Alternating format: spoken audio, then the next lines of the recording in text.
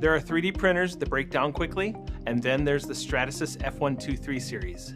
Everything about it is designed for long-term performance.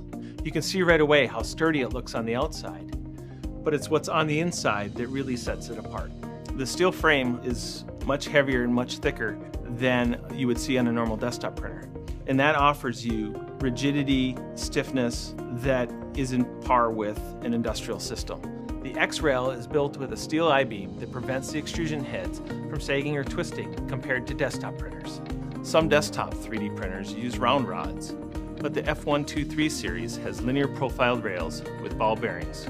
This makes the build tray very rigid and accurate, and also allows for a higher load and speed capacity so that the system stays in calibration.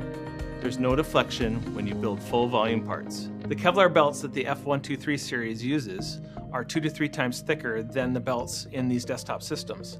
Not only that, the Kevlar is a reinforcement material that's stronger than a lot of the reinforcement materials used in the other systems belts.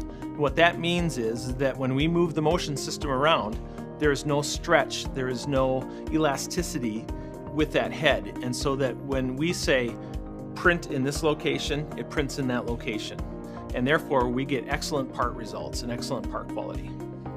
And check out the insulation. Cheaper systems use simple foam that breaks down over time.